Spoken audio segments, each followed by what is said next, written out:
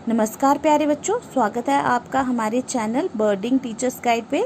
बच्चों, पिछली वीडियो में हमने 8वीं कक्षा की पुस्तक किशोर भारती में संकलित पाठ 6 भगवान के डाकिये की प्रसंग व्याख्या की थी। तो इस वीडियो में हम इसके प्रश्न उत्तर करेंगे। तो आइए बच्चों देखते हैं। इसका पहला प्रश्न है, कवि ने पक्षी और बादल को भगवान के डाकिये क्यों बताया है, स्पष्ट कीजिए। उत्तर देखते हैं इसका। कवि ने पक्षी और बादल को भगवान के डाकिये इसलिए बताया है क्योंकि ये संदेशों को एक स्थान से दूसरे स्थान पर लाने ले जाने का कार्य करते हैं। उनके लाए संदेश को हम भले ही ना समझ पाएं, पर पेड़ पौधे, पानी और पहाड़ उसे अच्छे प्रकार से पढ़ और समझ लेते हैं। ये था इसके पहले प्रश्न का उत्तर। तो आइए बच्चों इसका दूसरा प्रश्न देखते हैं। पक्षी और बादल द्वारा लाई गई चिट्ठियों को कौन कौन पढ़ पाते हैं, सोचकर लिखिए। इसमें आपने बताना है कि पक्षी के और बादल के जो द्वारा लाई गई चिट्ठियां उनको कौन कौन पढ़ता है। तो बच्चों इसका उत्तर तो आपको पता ही होगा, हमने जैसे कि कविता में पढ़ा है। तो आइए उसी के आधार पर इसका उत्तर देखते हैं। पक्षी और बादल द्वारा लाई गई चिट्ठियों को पेड़ पौधे, पानी और पहाड़ पढ़ पाते हैं। ये था इसका उत्तर। अब आइए प्यारे बच्चों देखते हैं तीसरा प्रश्न देखते हैं। तीसरा प्रश्न है, किन पंक्तियों का भाव है।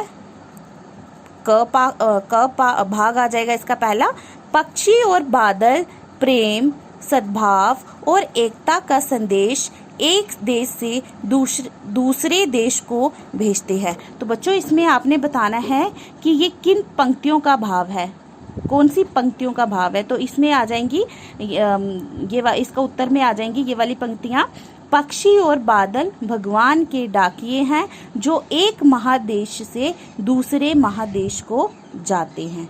ये इसकी इन पंक्तियों का ये भाव है। तो ख पाठ देखते हैं इसका।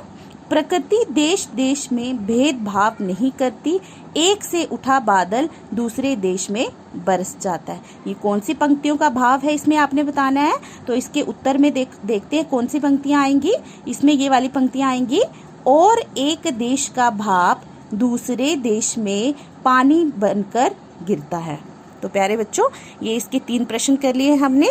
अब आ जाते हैं इसके चौथे प्रश्न पे। तो चौथा प्रश्न है इसका, पक्षी और बादल की चिट्ठियां में पेड़ पौधे, पानी और पहाड़ क्या पढ़ पाते हैं। प्रश्न दोबारा से पढ़ती हूँ मैं। पक्षी और बादल की चिट्ठियों में पेड़ पौधे, पानी और पहाड़ क्या पढ़ पाते हैं। अब आपने इसमें इसका उत्तर लिखना है कि जो पक्षी और बादल हैं उनकी चिट्ठियों में पेड़ पौधे और पानी और पहाड़ जो हैं वो क्या क्या पढ़ते हैं। तो इसका उत्तर देखते हैं।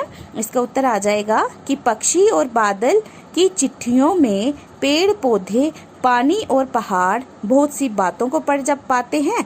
पानी और बादल प्रेम, सद्भाव और एकता का संदेश एक देश से दूसरे देश को भेजते हैं। यह भी बताते हैं कि प्रकृति देश देश में भेदभाव नहीं करती है, और एक देश में उठा बादल जो है वो दूसरे देश में जाकर बरस जाता है। इसमें आपने यही बताना है कि जो पक्षी और बादल की चिट्ठियों में पेड़ पौधे क्या पढ़ते हैं। पक्षी और बादल की जो चिट्ठियां होती हैं उसमें क्या लिखा होता है कि जो चिट्ठियों में जो पेड़ पौधे, पानी और पहाड़ हैं, वो बादल जो है ये प्रेम, सद्भाव और एकता का संदेश जो है वो एक देश से दूसरे देश में ले जाते हैं। और प्रकृति जो है वो किसी भी चीज़ में भेदभाव, किसी भी देश में कोई भी भेदभाव नहीं करती है। और जो एक देश में बादल बनता है तो वो दूसरे देश में भाप बनकर जो दूसरे देश में जाकर बरस जाता है। तो प्यारे बच्चों अब देखते हैं 5वां प्रश्न इसका। एक देश की धरती दूसरे देश को सुगंध भेजती है, कथन का भाव स्पष्ट कीजिए। अब आपने इसका भाव लिखना है कि इसका क्या भाव हुआ।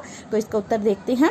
एक देश की धरती अपनी सुगंध और प्यार को पक्षियों के माध्यम से दूसरे देश को भेजकर सद्भावना का संदेश देती है।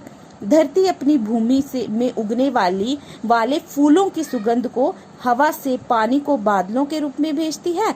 हवा में उड़ते पंछियों के पंखों पर प्रेम की सुगंध तैरकर दूसरे देश तक पहुंच जाती है। इस प्रकार एक देश की धरती दूसरे देश को सुगंध भेजती है।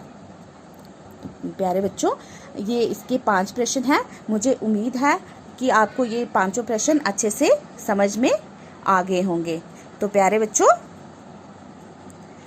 आप इसको ध्यान से सुनिएगा। मुझे उम्मीद है